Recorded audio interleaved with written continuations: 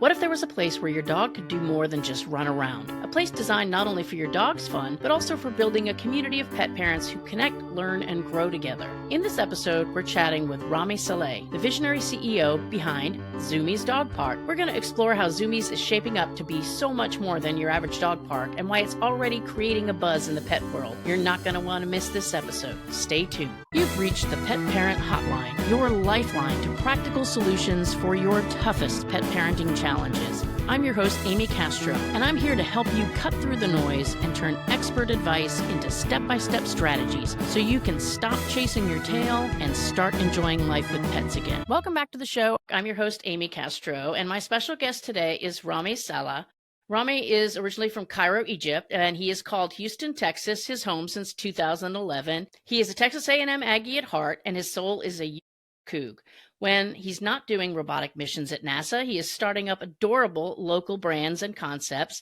He is the founder of Zoomies Dog Park, which is Houston's first members-only dog club, and the co-founder of the award-winning food concept KG Barbecue. So, Ramy, thank you for being here and welcome to the show. It's my pleasure, Amy.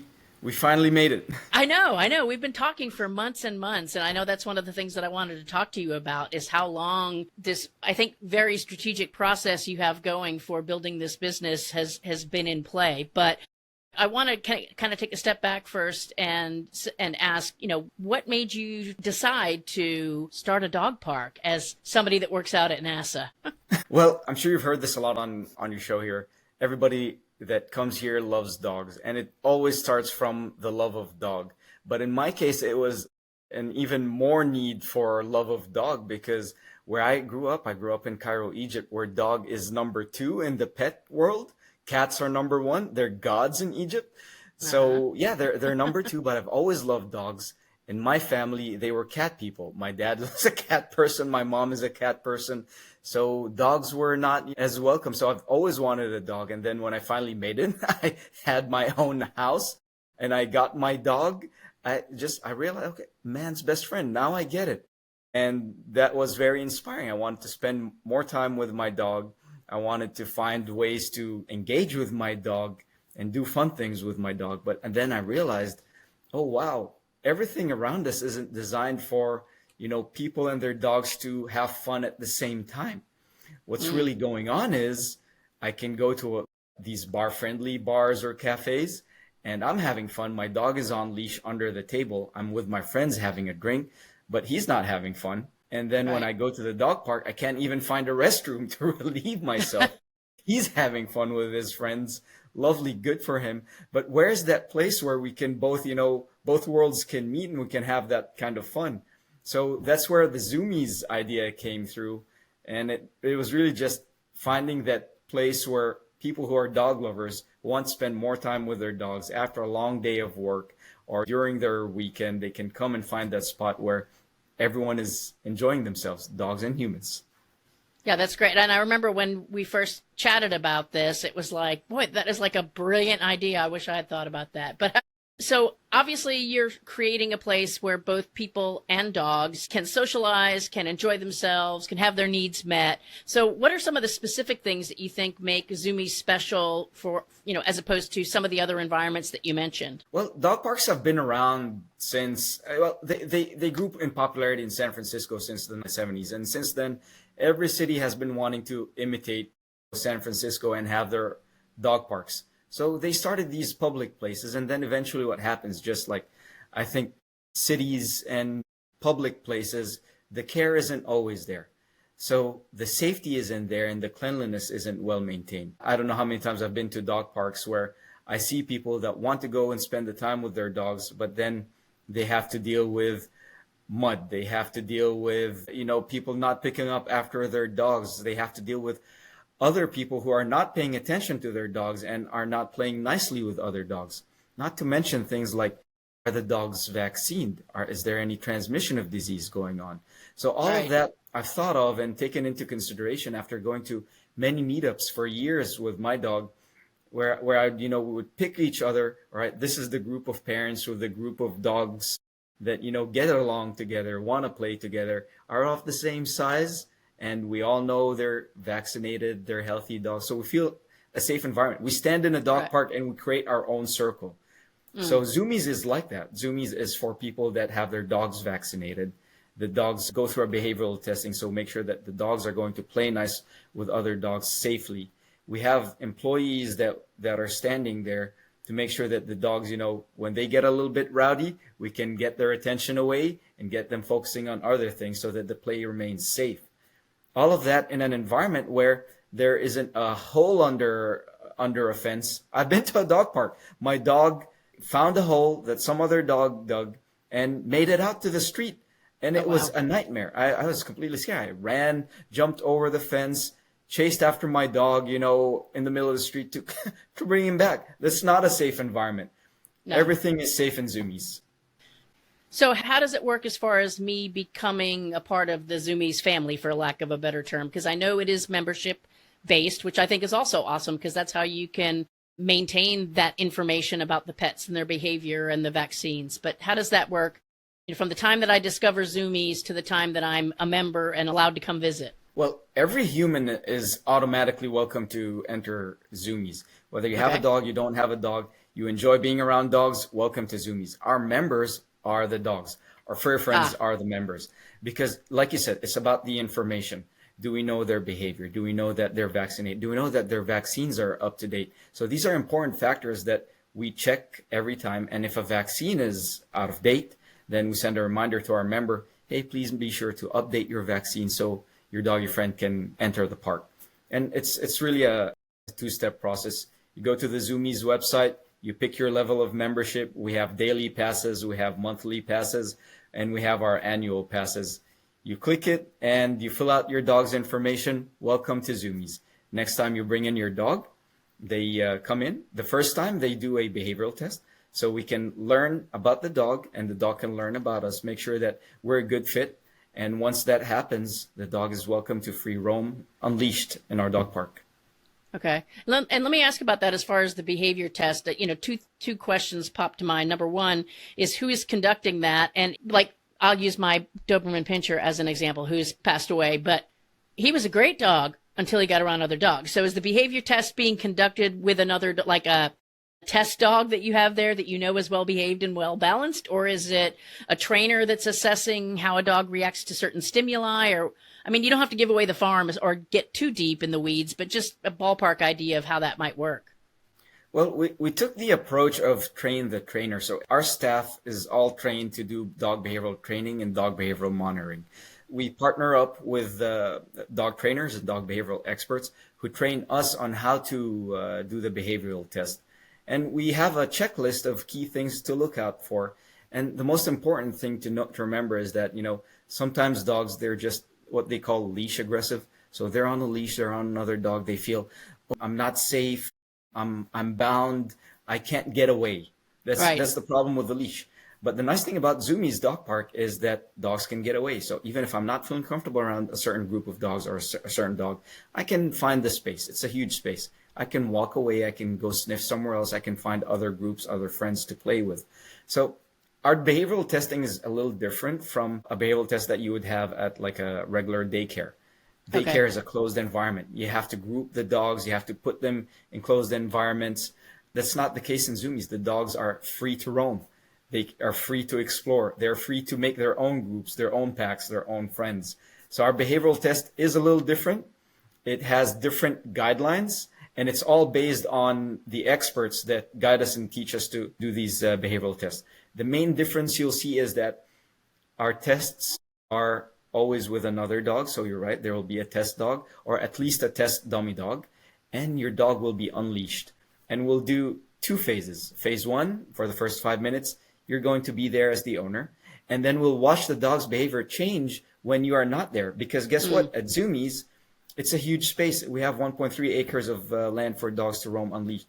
Sometimes, pet owner, you might be sitting, in a pergola, and your dog might be away. He might not be having that line of sight with you. So we want to see how the dog reacts, when they're not around their owners and where they are with their owners. What we've noticed is dogs' behavior with their owners versus not with their owners when they're around dogs is almost the same as long as they're unleashed. The main difference is, am I as a dog feeling free to move away from a sense of anxiety, or am I trapped in my place? That's the main difference. So that's why most dogs that we see, in dog parks and test areas where we've done this, most of the time what we see is, as long as the dog is free to roam, they just isolate themselves, they'll go somewhere else, start sniffing, reduce their anxiety, and they're okay to play again with the other dogs. Yeah. And as the pet parent, pet owner, however somebody wants to refer to themselves, I have the option to either stay with my dog or at least, be within the vicinity of my dog, or I can be over, like you said, at a pergola. And I want you to tell me more about some of the fun stuff that's available for the two-leggers to do while I'm there. But I guess the bottom line is I can either be with my dog or I don't have to necessarily be supervising my dog. Am I understanding that correctly? That's right. All we're asking for is, as a dog parent, you are within the same perimeter of our boundaries of our dog park. We do have staff that will be making sure that the dogs play safely, but if anything happens, the best person that can calm a dog down is always their parent. So we can always, go approach the dog and then, reach out to the parent and, hey, we want to make sure your dog is okay. You want to make sure your dog is, soothed and feeling safe. And then we go from there. For the dogs, we have a lot of fun. So for the large dogs, we have two areas. We have a small dog area, a large dog area. For the large dogs, realize that they love water. So we have water geysers that will be sprouting out of the ground. So the dogs, you will see them, chasing after the water, wanting to bite the water or just, have some water in their sprinkle in their mouths. So we're having that feature there. We're also having tubs for the dogs to go in on a hot day and cool down themselves. What we're not having is we're not having pools. Problem is that not a lot of people know this, but not all dogs can swim. Some dogs I swim. know that. Some dogs. I've got a dog that's like what I call her is the aqua rock, and she's a bulldog. They don't swim. Dobermans are terrible swimmers. So yeah, a lot of dogs can't swim, or not well enough to be left unattended. But in the heat, they love to dip. So what we have is tubs for them to be able to dip. We have 4 tubs in our splash zone for them. For the small dogs, we have smaller tubs. So there's a lot of fun for the big dogs and the small dogs too, because we're adding some agility places in our dog park. We know dogs love to hide under things. They love that cave feeling over their head. So we're creating these spaces for them to be able to go under. But there are also spaces that are created with a roof, but are not confined, so that if other dogs want to come and share, they can leave the place, other dogs can come in. So it's always easy access, but gives them that sense of roof over their heads. Sounds like for the dogs, there's plenty of opportunities for socialization, for enrichment, for, different experiences, which is great. And while I am chilling out as a human, what do you got for me, man? Everything that you can ask for in an ice house and a little bit more. So we have a fun stage, so we'll be doing music, but we won't be blasting out speakers like you'd see the other places. No, we want to make sure the dogs are still enjoying themselves. So we'll be having live music, events, experts coming and talking about dogs on our stage in an event space that's 7,000 square feet for people to enjoy while they're eating a meal, while they're having a drink. We have a bar, we have a mini coffee shop, and we have several food vendors that are going to be available on site. One of them is going to be permanent. We'll be having barbecue on site. Plus, the engaging stuff that you can do with the dog. So I know I talked about the water geyser. We're creating a red button for the water geyser so that you can go push a button and then watch the dog show start. So you go and push the button, the geysers start happening, and watch the dogs, watch their reaction when they start seeing, water geysering from one point, and then they chase it, and then they see it at another point, and then they chase it. Imagine that with 4 or 5, 6 dogs just running around because of a fun interaction that you had by pushing a button. So yeah, we have a lot of fun things going on for the people. We're planning corners, like fun areas for picture taking for you and your doggy, designed by artists so that they can, augment your fun, your sense of fun, your sense of engagement with the atmosphere in the park. So we have a lot for the people. If it's not the food and the drinks, it's the event space and the music. If it's not the event space and the music, it's you in the dog park with the dog having a lot of fun. Okay. I want to ask you about, but I want to save this question because I want to understand why it was so important to you to build all of this into the facility. But I do want to ask another question first because I like to kind of wrap up on the more positive stuff is because I think about my own dogs and they're not always the best behaved. And so do you anticipate a situation where somebody might lose their membership or privileges, or is that you think that's not going to be a problem? Well, at the end of the day, I mean, the foundation of what we do is safety and cleanliness. So if any of those items is not working out for us, then it's not working out for us. We're, of course, we're helping the parents. I mean, not everyone is an expert. I'm not a dog expert. I'm taking training now from experts, but I'm not yet an expert. And I couldn't call myself an expert until I have the years and rigor that, these experts have. So what we're really having is we're helping parents and their dogs enjoy themselves through their life as a wholeness, wellness thing. So even if a dog is playing a little naughty, okay, we understand the behavior, we can catch the behavior, and then we can give the feedback to the parent and, give them the tools and the ways to, upgrade their knowledge and, work with their dog so they can enjoy themselves with their dog and with other dogs. We're actually planning referrals with dog behavior experts and dog training experts. We're planning videos and online courses for parents and their dogs to try different things, even if it's simple things like recall. We're all about the wellness of the people and their dogs so they can both enjoy their lives to the most. I love that you're providing those resources for people. And do you anticipate doing actual training classes at the facility, like maybe after hours or on special days or? Oh, absolutely. The main reason we have the stage, I mean, the stage is great for entertainment on weekends, but really the core of what we want to do is wellness for people and their dogs. So a big thing that we're planning to do, of course, is workshops. Some of them are going to be for members only. Some of them are going to be open for public. I saw that. I saw a webinar that popped up on my email. So this is that webinar upcoming, since you've mentioned that is about pet nutrition and pet health. Our stage, our event space is open for experts. Any expert in Houston that comes to Zoomies and says, I have an area of expertise.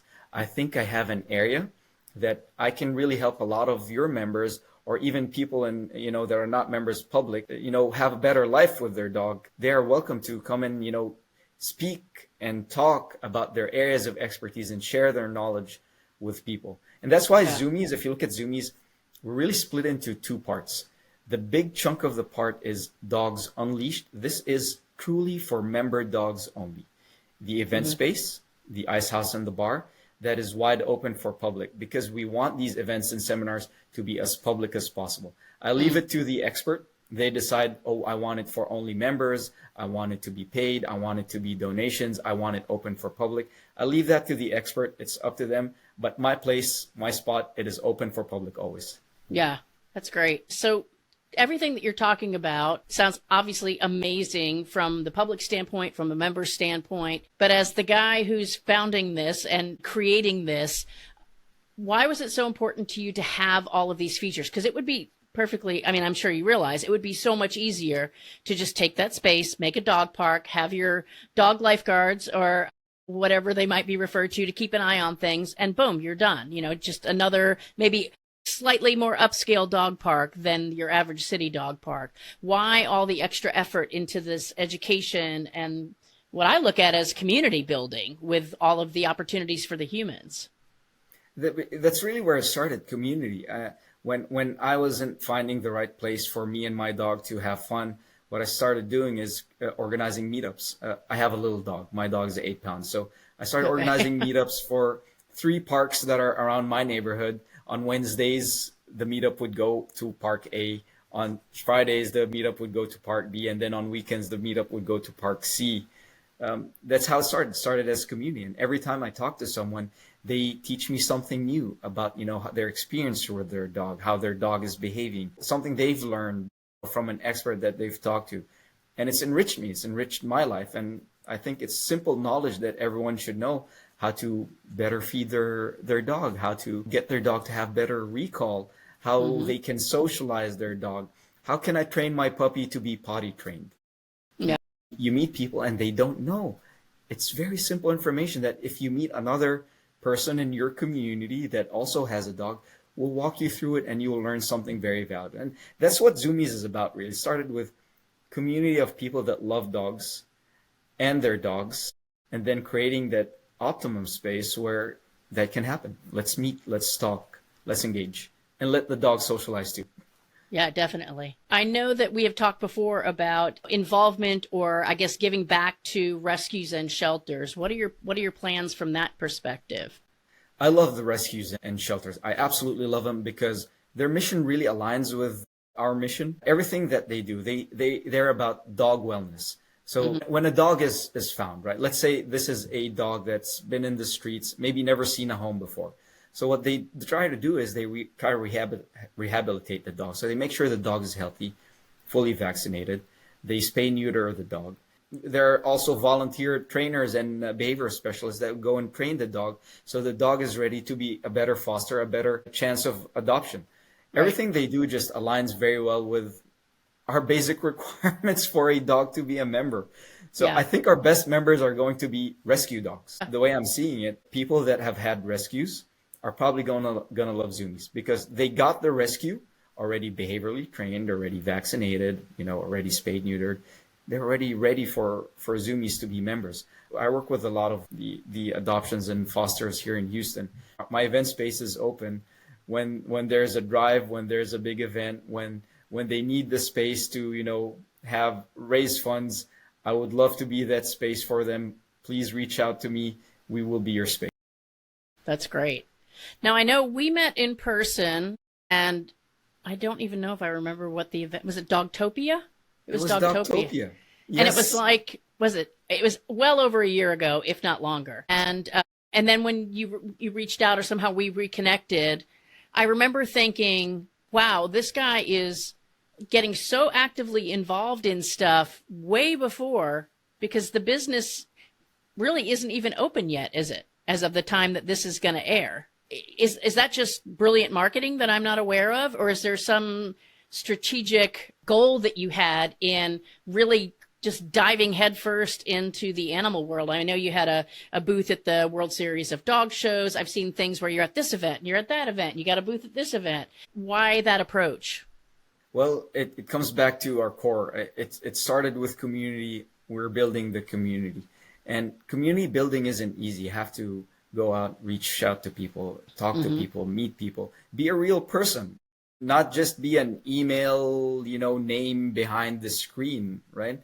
So that's the main driver of why very, very early before we even open. And we're planning to open mid-April. We're looking at opening the dog section, and then the rest of the human facilities, the event space and the bar will be sometime in October 2025.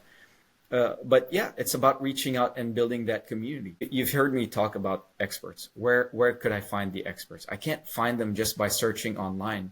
There will never be that connection. Are we the right fit for each other? Do we have the same mission? Are we both trying to help people? Are we both into rescues and adoptions? So all that has to align to find your community that really matches your business. And I'm glad you brought up business, because I've met a lot of dog business and pet business in general, small businesses, and I hear a lot of people struggling. And I think a lot of the struggle is not planning strategically. And you have to really know where you are in the market. And every market, the marketing people that say, oh, I have a pie. There is a market pie. What is my slice of let's say, the food market pie? What is my slice of the toy market pie, of the treats market pie, right? So it's similar thing. We looked at Houston. We looked at the members only dog parks. We saw that in Atlanta they have their brand. If you go to Northeast DC, they have their brand. If you go to California, Santa Monica, they have their brand. Here in Houston, there is no brand. There is no one offering the service. So us starting early and announcing early gives us that advantage of being able to say we are Houston's first, and we truly are Houston's first. If a competitor comes in, let's say these guys from up north, they realize, wait a minute, Houston is, wow, this is a lovely place. I want to start my dog park there. You're welcome. You'll always be second after Zoomies. So there was a strategic component to it. Yeah. There is a community building component to it. And yes, a bit of early marketing, a bit of early spend. Just we have the luxury for that. Me and my business partners and the community, we have that luxury because there's such support from the community. When we opened up our early memberships, we sold 50 memberships in less than a day. It was just Wow. amazing. Yeah, and again, we're talking, at the time of this recording, we're still months out and almost a year out from the human side opening up. And so, I mean, I think that's just a testament to you being out there and hitting the pavement and meeting people in person and creating those relationships. Let's talk about some of the challenges in getting a business like this started, because to me, it seems like it would all be not easy, certainly, but all be positive. Everybody would see the beauty of it, the brilliance of it, and be in full support of it. There's a lot of positives about being in the dog industry. Well, first of all, the industry is very supportive. All the business owners, people that love dogs, the dogs love what we're doing. So it's a very supportive community. So if there's any business that I would pick to get into, it's the barbecue business and the dog business because of the community support. Right, barbecues is kind of the same, yeah. Pretty much, yeah. And when I was getting into the dog industry, I think like, what's nice about it is it reminds me of the barbecue business. All the chefs, they have their parties, they have their fans, the fans of the food. The food isn't going anywhere. The dogs aren't going anywhere. So yeah, the dog industry is definitely a good place to be in. But also you have to know what you're doing. So you have to have a good business plan. You have to make sure that your finances are in order. And you also have to think of how much time it will take from you as a business owner so that you can plan your life and plan your family's life to accommodate the new venture, the new industry that you're getting into. Some people miss out on one of those three elements. So whether it's the personal and the family, or they're missing out on the financial side, or they're missing out on the business planning and strategy side. If you miss one of those, that becomes a problem. Yeah. But luckily for me, it wasn't my first venture. It's not my first entrepreneurship. I've been in the service industry for humans, for barbecue, and coming into the dog industry, I'm bringing in the same approach, the same level of knowledge. The engine at the core of it, there has to be a love, a passion for it. Yes, we love the dogs. We want to be around the dogs, but around the engine, it doesn't move around. A car doesn't move just because it has an engine.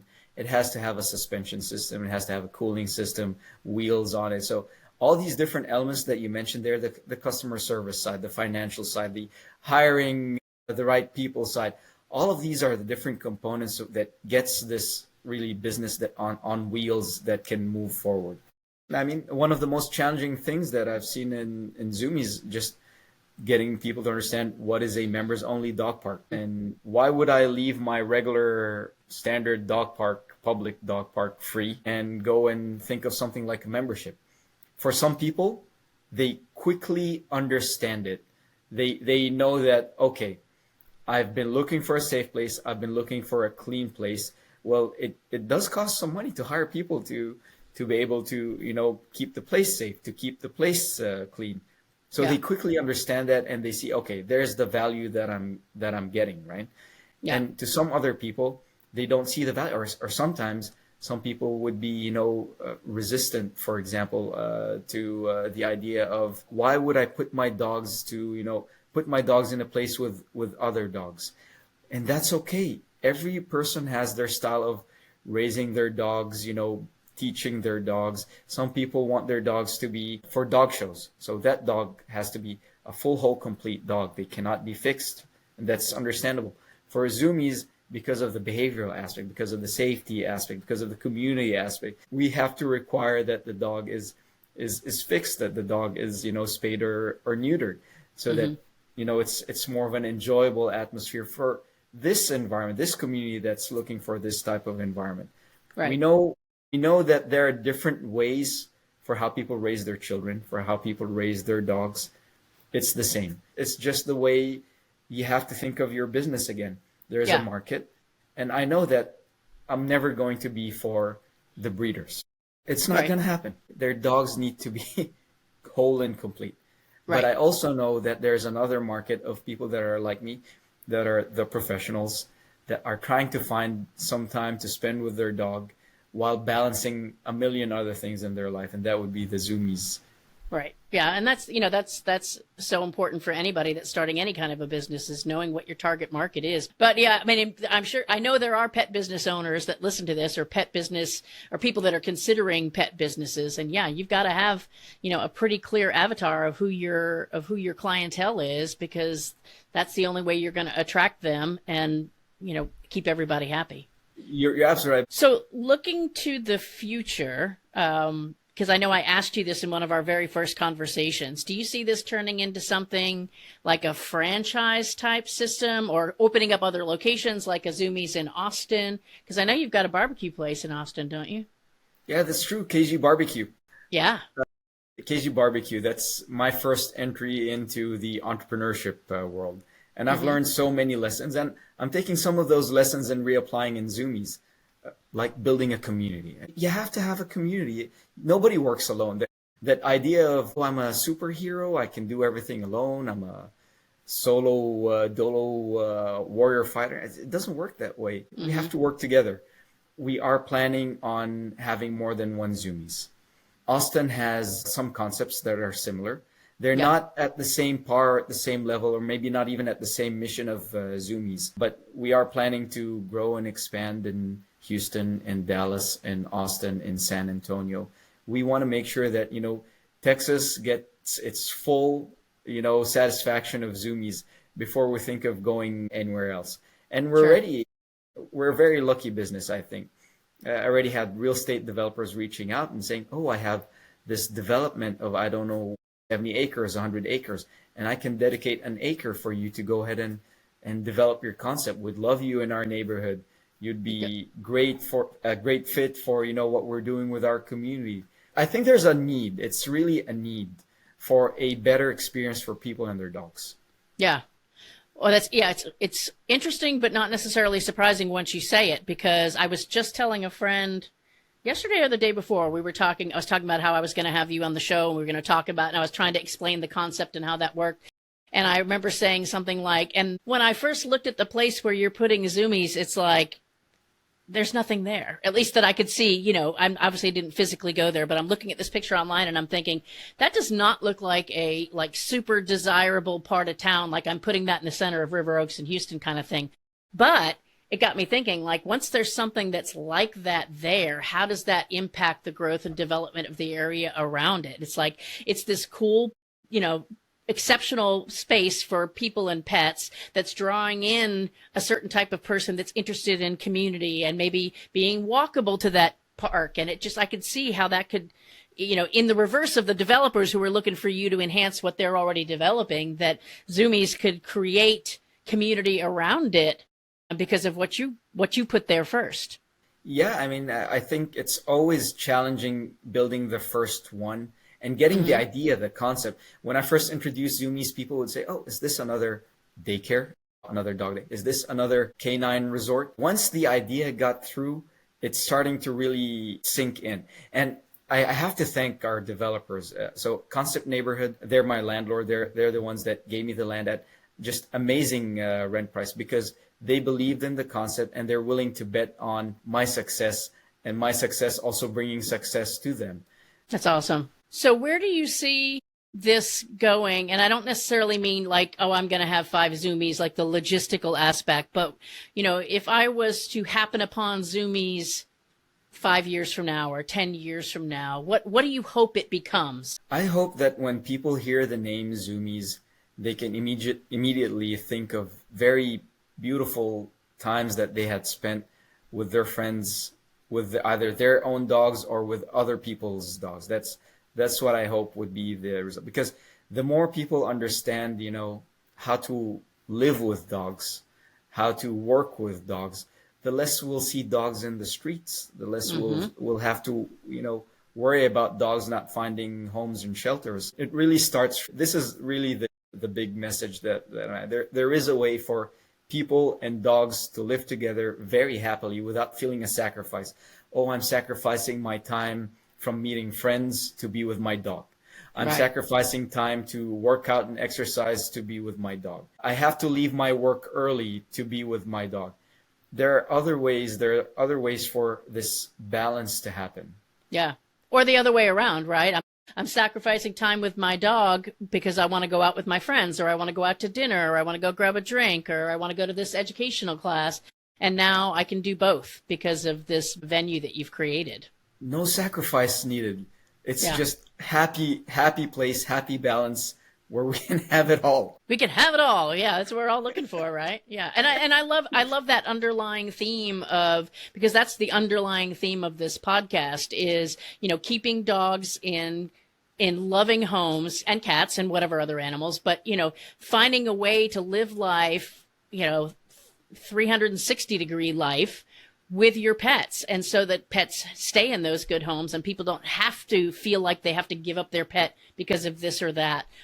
And this just gives them another way to do that. So I appreciate the concept. I can't wait to see how it develops and grows. I think it's awesome that your membership has gotten off to a great start. What can we tell people about? I mean, obviously I can put up the link to the website, but it's, that's pretty straightforward. What else can we share with people to let them know how they can get involved with Zoomies?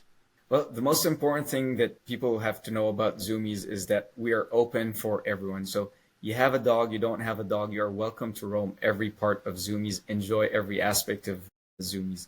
That's the most important thing that people should know, because sometimes I talk to people, they think, I don't have a dog, I don't know if it's for me or not. Well, that's okay. It is still for you. You might discover something new. You might discover unconditional love. Wouldn't that be awesome? Yeah, really. Well, and think about it. For somebody that doesn't have a dog, let's say I'm a young professional, I'm living in Houston, and kind of like you, right? You were looking to get your first dog, but I have no idea because that's another thing we stress on the show, is that it's not just about getting the dog that your friend gets, because that might not be the right fit for you or for that pet. And so going to a place like Zoomies, where there's going to be, I'm sure, everything under the sun is going to be represented there. You can get to know what dogs are like. What's their activity level? What's their cuddly level? What's their grooming level? How much fur ends up on your hamburger with that husky, or whatever it might be, right? So you can kind of decide what might be the best fit pet for you. Or maybe even decide I'm not ready to take on a dog, so I can just come to Zoomies, get my dog fix, and then go home. Everybody's at a different place in life. Yeah, there you go. That's great. Well, gosh, we covered a lot of ground in this. I really appreciate you taking the time to be on the show. It's been a long time coming, because I know we've been talking about doing this for months and months now. But thank you so much for being here and for sharing your vision of Zoomies. And I just can't wait to see what it brings to the city of Houston. Thank you very much, Amy. And I can't wait to see you and your doggies. I know you told me they're, a little extra playful, but maybe Zoomies with its environment will give them something that can let them enjoy themselves in a way that they can express themselves with, and fitting with Zoomies community. Yeah. I have 4 outside the door waiting to come in, I'm sure. So I probably can find at least one I can bring up there to check it out. So anyway, well, thank you again for being here. And thank you to everybody for listening. If you're in the Houston area, make sure you check out Zoomies. We're going to have links and information on our show notes. And other than that, we will see you next week. Thanks for listening to the Pet Parent Hotline.